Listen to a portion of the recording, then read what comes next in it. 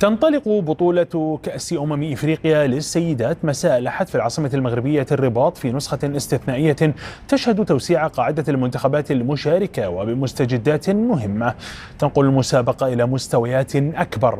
نسخة تقام في مجموع 5 ملاعب بين الرباط والدار البيضاء. تفاصيل أوفى في تقرير مراسلنا مهدي فودي. يتجدد المشهد للمرة الثالثة تواليا. المغرب موطن لكأس إفريقيا للسيدات، ليس مجرد تكرار للاستضافة بل شهادة متجددة على الجاهزية والثقة في التنظيم. هي نسخة موسعة يعتبرها الاتحاد الإفريقي تاريخية بعد رفع عدد المنتخبات المشاركة إلى 16 في خطوة تعكس اتساع رقعة المنافسة ونمو كرة القدم للسيدات في القارة. مستجدات هذه النسخة تحمل البطولة إلى أبعاد أكبر وتكبر معها العوائد والجوائز المالية. هذه لحظة تاريخية لإفريقيا، فبطولة كأس الأمم الإفريقية هي أكبر حدث من نوعه حتى الآن في اللعبة للسيدات، ونحن فخورون للغاية بمشاركة 16 منتخبا للمرة الأولى في هذه النسخة.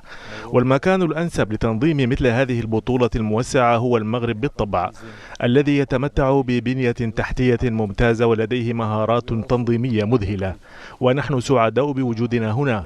كما أننا نستفيد من تجربة بطولة الرجال التي نظمت هنا مؤخرا والتي حققت نجاحا باهرا وكانت منافسة استثنائية.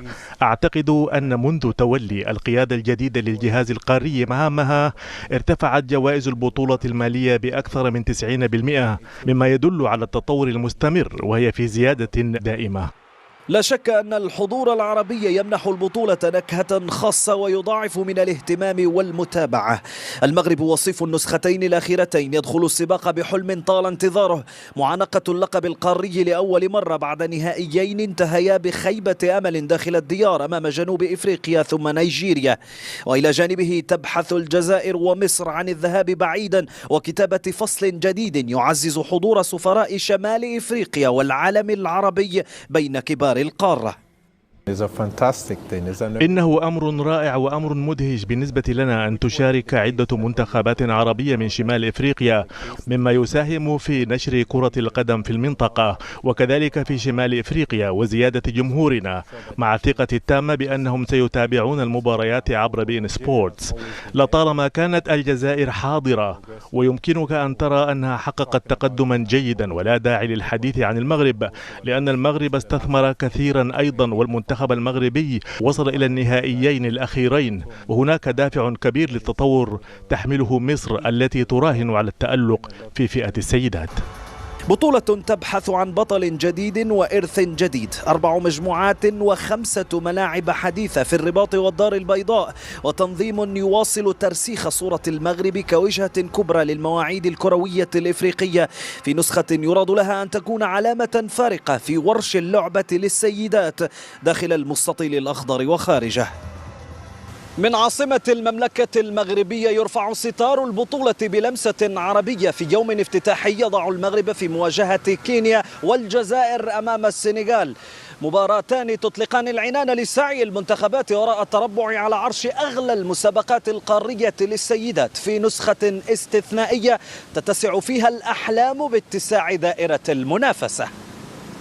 مهدي فودي، بين سبورتس، الرباط. عن كل ما له علاقة بالشأن المصري ينضم إلينا من القاهرة مراسلنا عمر فهمي. عمر، مساء الخير. بداية من المسابقات الأندية في إفريقيا، ماذا سيخسر الأهلي من عدم مشاركته في دوري أبطال إفريقيا، وماذا سيخسر الكاف ودوري الأبطال من خلال عدم مشاركة الأهلي؟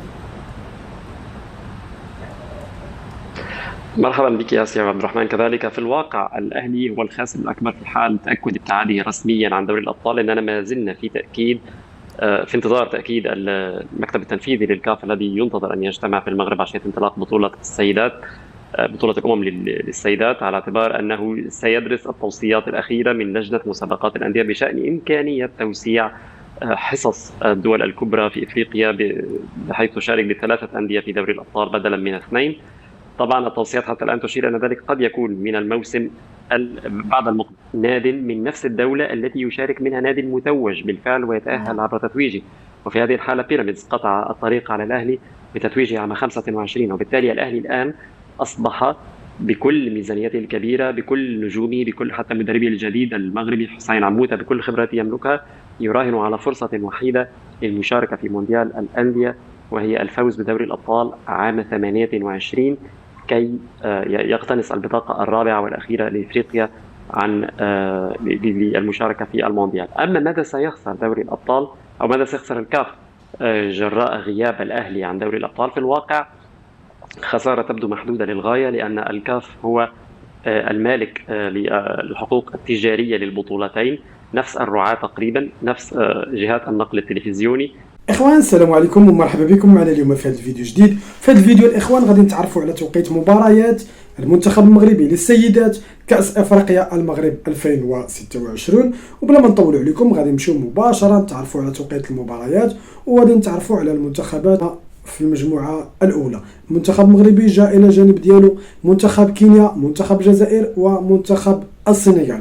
المباراه الاولى الاخوان غادي تكون يوم الاحد القادم ان شاء الله، اللي غادي يكون 26 من شهر 7. المباراه اللي غادي تنطلق الاطوار ديالها وغادي تكون هي المباراه الافتتاحيه لكاس افريقيا على الساعه 9 بتوقيت المغرب، وهذه تكون مباراه اللي مهمه للمنتخب المغربي ولازم انه يفوز فيها باش يدوز المباريات الجايه بكل اريحيه ويبدا بمعنويات عاليه. فيما المباراه الثانيه غادي تكون امام منتخب الجزائر، المباراه اللي غادي تكون يوم الخميس القادم اللي غادي يكون 30 من شهر 7، وتا هي في نفس التوقيت غادي تكون على الساعه 9 بتوقيت المغرب باذن الله. فيما المباراه الثالثه والاخيره في دور المجموعات للمنتخب المغربي غادي تكون امام منتخب السنغال، واللي غادي تكون يوم 2-3 من شهر 8 باذن الله، وغادي تكون تا هي في نفس التوقيت على الساعه 9 بتوقيت المغرب ان شاء الله. نتمنوا التوفيق للمنتخب المغربي، ونتمنوا من المنتخب المغربي انه يكون عند حسن الظن ديال جميع الجماهير وما يوقعش لنا نفس اللي وقع لنا في البطوله النسخه الماضيه. شفنا النهائي كيفاش كنا احنا اللي كنا نستحقوا اننا ناخذوا اللقب امام منتخب نيجيريا، لكن كانوا بزاف ديال الحالات التحكيم اللي كانت ضد المنتخب المغربي، وشفنا بزاف ديال الحالات اللي ما رجعش فيها الحكم للفار، اللي كانت ضربه جزاء ولا مع جوج ديال ضربات جزاء تصححوا ليا الا نسيت. يعني بزاف ديال الحالات اللي كانت في ديك المباراه اللي ضيعت لنا اللقب من يدينا. اخوان ديالي هادشي اللي كان عندنا اليوم في هذا الفيديو. المنتخب المغربي لعب بوديات بزاف في هذه الايام هذه، وكانوا كلهم لصالح المنتخب المغربي وكانوا بحصائل تهديفيه كبيره. نتمنوا ان في المباريات الرسميه حتى هي تكون نفس الشكل على المباريات الاعداديه او المباراه الوديه اللي لعب المنتخب المغربي قبل من انطلاق البطوله. نتمنوا التوفيق كما قلنا للمنتخب المغربي، ونتمنوا ان الا عجبكم الفيديو ما تنسوناش تمشيو تشتركوا معنا في القناه وتفعلوا الجرس باش يوصلكم جديد ديالنا دائما. حتى الفيديو الجاي ان شاء الله. تهلاو في راسكم، الى الملتقى باذن الله.